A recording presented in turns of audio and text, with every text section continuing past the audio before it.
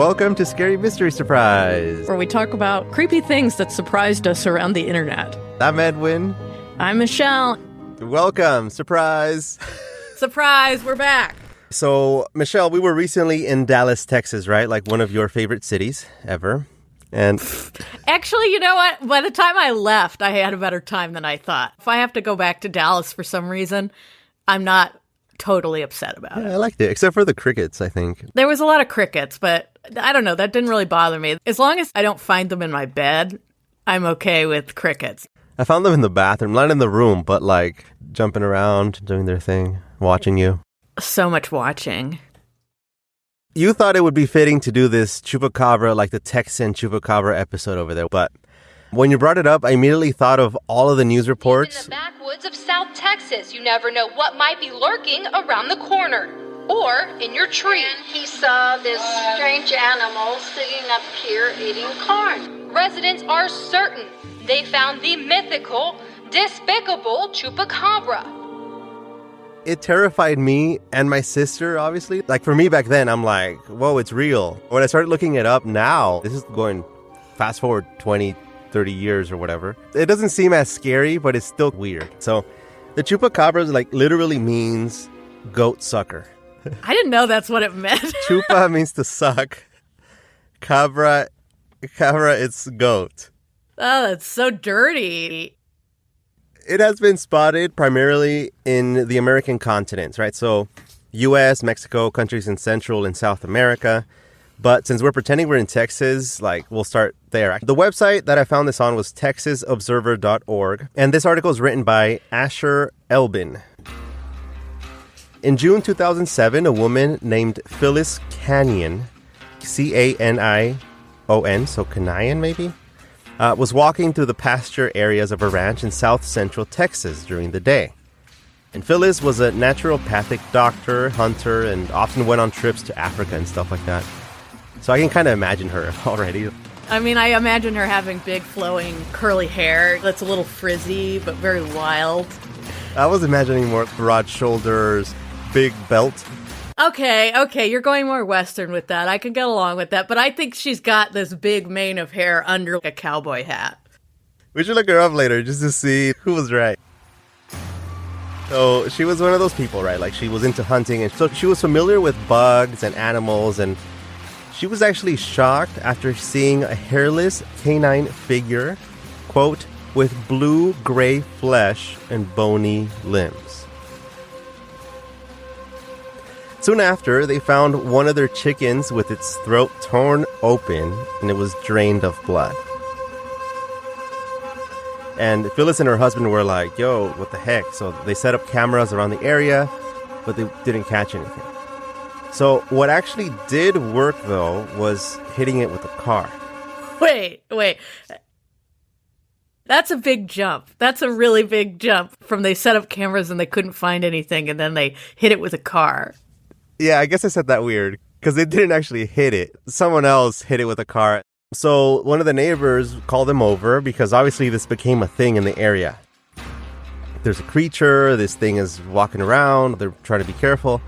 Anyway, so they found it on the side of the road, and they're like, yeah, well, somebody hit it, it's there. It's funny how there's a picture in the article, and it looks like a hairless dog, right? It just looks like one of those hairless dogs that are like grayish, bluish. They just look strange. But the caption is what really kills me, right? Because they actually gutted it, stuffed it, put it on display. And the caption says, Quail rancher Phyllis Canyon insists this stuffed specimen, which experts say is a coyote, is an authentic Texas Chupacabra. I think I've seen that picture, and I think that's what I was like, it's just a shaved coyote. Right? When I saw it, I was cracking up at the caption. I was like, experts say it's a coyote. So whatever the experts say, it doesn't matter, because the couple got kind of famous. They have done dozens and dozens, like over 100 interviews and documentaries. They've been all over the place in media appearances answering questions about it because people were really obsessed over this thing. And this is, 2007 I mentioned, right? But if you take a step back to the summer of 1995, People in Puerto Rico actually were freaking out over something like this because goats were being killed. Obviously, like, these are expensive animals. People make a living off of them, so it was a big deal. And the animals would be found with wounds at their throats, and that's where they say that where the name Chupacabra actually was born, because it was killing the goats and draining their blood. There was this woman there in Puerto Rico. Her name was Madeline Tolentino. She was outside of her mother's house in a place called Cano Vanas. And that's where she saw an earless creature with a spiny back coming up to the yard. And it had long limbs and huge eyes. I'm imagining like the alien gray eyes. Ah, okay. You just made it like creepier. You see the arched back with the spine knobs in it. And he's naked. Oh, no. Has no ears, alien eyes, and gangly arms and legs. And obviously sharp teeth, because it's got to be able to suck goat blood. Oh, jeez. Yeah. Oh, no. Yeah, that just made it creepier. It says right here that Madeline was so scared that she screamed, obviously. I mean, she screamed, but the thing was startled, so it like kind of leapt. Like the way a cat leaps when it's embarrassed and it goes sideways? Sure, yeah. That's how I imagine it got out of there. It was like, oh. Let's go with that. And you know, it's so creepy. I've seen that jungle line, that tree line that people always say, oh, beyond that you can't see. I know what that jungle line looks like. And I'll tell you, it's creepy. It's not like the woods. It's like a wall. It seemed like you have to dive in. I mean, I'm just imagining what a Puerto Rican jungle might look like. I don't know. But I've seen other jungle lines, like as in where the start is. And yeah, it's creepy because you don't know what's there. And there's all these noises. And oh, yeah, I probably would have screamed too. Anywho, we should probably do a break thing here. Well, you know, kitty cat danced into the bushes. So what a perfect spot for a break. Went deet, deet, deet, deet after the lady screamed. Let's see if we get an ad with this. So lots of theories came up from documentaries, articles, and all this stuff that happened after this Madeline witness, experience. That's when sketches started of a red-eyed creature that walked on two legs. One of the theories, which I think is, it's possible, is said that it might be an experiment from the U.S. government. I mean, they say aliens, UFOs, and stuff also might be experiments. There were others that were a little more out there that they're saying that the thing was an alien and it was part of a group of them that were collecting blood to spread AIDS. That's so specific, but also like, really? Why not make up your own disease? Things started getting crazier. And I think that's when the wave of news and all those things, it's like the times match up. Like around 1995, 1997, 1998. Like those times I'm conscious, I'm watching the news, Yeah, you're absorbing. I'm learning about, everything. And your brain is being molded. It's, at a very pliable stage. By the way, like this is real. Like I was watching this, like on the news, it was there. Like reporters would say, Chupacabra has been spotted in blah, blah, blah, blah, blah. And I used to freak out. I used to be like, is this real? And then we used to joke around because, we used to have those trips down to the desert because around here there's a lot of deserts. And I would imagine that. I was like, what if we see the thing there? And it was kind of like a not even a joke. It was supposed to scare us, but it really did work. Really, really shaped my youth there and my interest in the paranormal. I mean, is this it? Is this where it started? Is it in Chupacabras? Well, I'm pretty sure this is the start of the actual Chupacabra term. And because there's a lot of different other creatures and things that, they started, that have been going on since way, way before.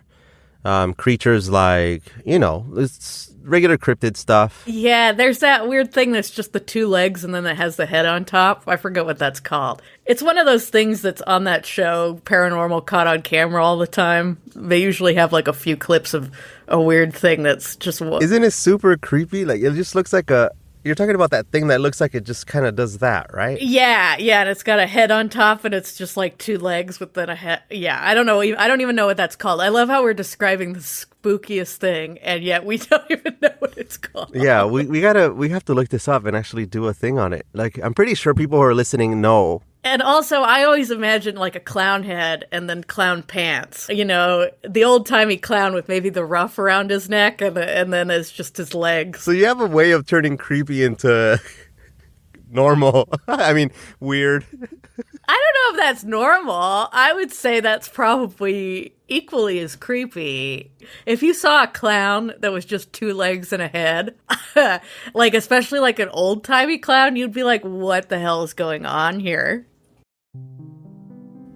So when they used to draw it out, I remember this from t-shirts that they were selling in like swap meets and stuff. They used to draw it with wings. I remember that. Like tiny wings, like bat-looking wings. Other people said that it used to be able to fly using psychokinesis, or what is it called? Is that how you pronounce that? Yeah. It's psychokinesis. It would fly with its mind. And then, eventually started making its way to the U.S. So Miami, then kind of moved to the South, then the deserts. Now, I don't want to say that I don't believe that this thing, that I don't believe it exists, because I don't know. I mean, it's unlikely that it's the same thing that they've caught, but... Considering experts literally said that was a coyote. Yeah. And, I have a note on that. Like it says, but it's important to mention that the woman, Phyllis, who encountered the first creature that I mentioned, claims that the creature's DNA does not match anything in the DNA archives. But the article blatantly says immediately after that her statement is false. That university and other universities match the creature with a coyote. Phyllis, nice try. Nice try, Phyllis. But she said that they're wrong and that it is a chupacabra and that, I mean, who should we believe anyway, right? Like, sure, yeah, it's a chupacabra. There you go. Yeah, I think it's probably a shaved coyote. Forget the DNA archives.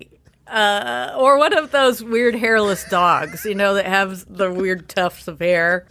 I mean, maybe that's the chupacabra. I saw one in Peru, actually, and it creeped me out. I was like, what is this? Or, I always think of it like, I don't know. I think the one in Puerto Rico, I'm always just like, is it just a weirdo that's sucking goat blood? Is it like a human that's just being super fucking weird? Like, that is kind of always my default about stuff where I'm like, is it a cryptid or is it a human being really, really weird and sucking blood and just being a little nuts? Like, I mean, I think we'd prefer to have it be the Chupacabra, like, kitty cat dancing back into the jungle than it being a creepy man. You're right. I think I would rather... No one wants to run into that creepy man. I would rather see a big, gray, skeletal coyote creature with alien eyes and spindly fingers than a man that's drinking goat blood. Nowadays I believe it. Like, I guess it's possible now. I'm pretty sure I've seen... people do some pretty strange things. Like this morning, someone was just dancing around in a busy intersection with cars trying to swerve around it. God. I mean... LA. One time I was driving in downtown LA and a street sign was just on fire on the 110, and it was one of those ones just above the freeway. And thank God I've lived here for a while, because this would be really threatening if you didn't know that's LA. I mean, look, people do some weird stuff. I don't know, man. Like... there's some convincing videos, I'll tell you that. During my search, like I found some videos that were like, what is that? Or, even the actual news reports, when they're filming and the news reporter goes on location or whatever. The creatures that they filmed, as in the victim animals, it was scary. You could see a gash on their throat. And then, I mean, the part too that the article mentioned was about blood. They weren't sucked like dry, like they weren't dried. All the blood was not gone.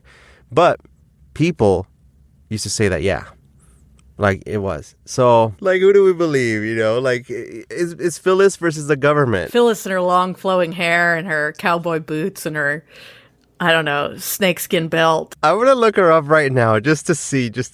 I want her to be this empowered woman who doesn't take any shit. What does she look like? Oh my god. Okay, so she has short blonde hair. She's older. She apparently is at Comic-Con, and she's dressed in a power suit. Is she at Comic-Con because of the... So she's made a career out of denying that this thing is a coyote. Yep, there's a lot of articles with her saying Texas woman claims she's found the mythical Chupacabra. Yeah, so, I mean, this is obviously a moneymaker. Oh, boy. I would turn into a conspiracy theorist if I'm, if I see the same thing. You just kind of stumble on this creature, you just say, no, this does not match any DNA out there. It seems like it might just be a very sick coyote that didn't have any hair. Oh, and you know what? In Puerto Rico, also that article mentioned that they found a creature. And when they found the thing, they did an analysis on it or whatever. They actually saw that it was just a dog probably with some disease, like a skin disease. Which is also spooky. I mean, rabies is scary. I mean, what other animal could be just biting necks and not eating the actual animal, right? Like, yeah, I don't know. I mean, just having a little sippy sip of the blood. It is weird, though, when you look at it like that. So it's a gash. I was imagining like 2 little vampire bites on it or something, I suppose out of the woodwork, people also say they're probably vampires too. It's like Chupacabra or vampires, right? Yeah, and another image that just popped up into my head when you said that about the vampire thing was that this thing became a really popular thing. By the way, this is like a vivid memory in my head. It's like there. Some of the drawings in shirts that were worn, maybe some people listening might have seen this if they grew up around here. It was a creature with a straw stuck in the neck of a goat, and it was just sucking its blood. And it was like that. It was like an icon. I don't know. It was so popular. I don't know. It just really, to me, it's super interesting. I wanna believe that this thing is true, but DNA archives, experts don't believe it's real. It's a naked coyote. Or it's an interdimensional alien, and we'll never be able to prove its existence or not. We'll see. The only option that I thought of was maybe a shapeshifter. Somebody told me the story for the other podcast about a shapeshifter that they turned into a goat, but it looked like another weird creature. I don't know. Like a whole group of people actually saw it, and I was like, maybe this thing got caught and it turned into a coyote. I don't know. I'm really Ooh, yeah. I like that. I like that, though. It's like, yeah, if it's a shapeshifter and it got caught, and it just got stuck in the body of a coyote. Yeah, and then that way it stays under cover. Whatever. Look, we're establishing a world is that if a shapeshifter gets killed in the form that it's in, it stays in that form, and its DNA changes every time it changes shape. So you don't know, if it's a goat, was it always a goat? I don't know. There's no way to prove it. Sounds like everything's a shapeshifter. I love it. Oh my God. Look, okay. Maybe I'll put on my power suit and dye my hair blonde and go to Comic-Cons. You could just, start talking theories, and that's it. There you go. I can talk theories all day long. Yeah. I mean, it was never caught on camera, so she doesn't have visual proof. She has physical proof, which I guess should trump it, but... I love that she has physical proof that doesn't prove anything at all, and in fact has been disproven multiple times. I mean, it's just a weird, creepy dog that drinks blood. A weird, creepy dog. Or, it's some sort of satanic cult that is, secretly killing goats. Yeah, that's possible. Goats have a significance, in the whole satanic thing. Oh, wow. Well, in satanic stuff, also just in other, Caribbean religions in general, goats are true. Sacrificed pretty frequently. There's, a crossover. So, that's also why, I wouldn't put it past it being just a weird man that's drinking goat blood or doing something strange. It is possible. And it just missed that. Yeah, because... Yeah, the Chupacabra would be a great cover for other nefarious behavior, because you could just start that up. Meanwhile, it would cover all your weird sacrifice stuff that you're doing. Like any sort of stuff. Still creepy. Still fucking creepy. When I used to pass empty, dark roads in the desert, I would imagine that. I would imagine that thing. Oh, yeah. It's creepy. That creature, that's so funny. I think I always imagined, well, this is just a weird story, but when I was a teenager, we used to drive around the Northwest at night, like me and my friend and her, I don't know what it was. It was like a Corvette that had an exhaust leak in it. And we just drive around in that all night long. And one time we were driving down this curvy forest road, and there was just someone standing on the side of the road in a beekeeper outfit. Like with a beekeeper's mask on. What? Yeah. I couldn't see the face or anything. And we're talking about the middle of the night, like 2 or 3 in the morning. And you didn't stop? Nothing? You just... Hell no! We like screamed and got the fuck out of there. Hell no!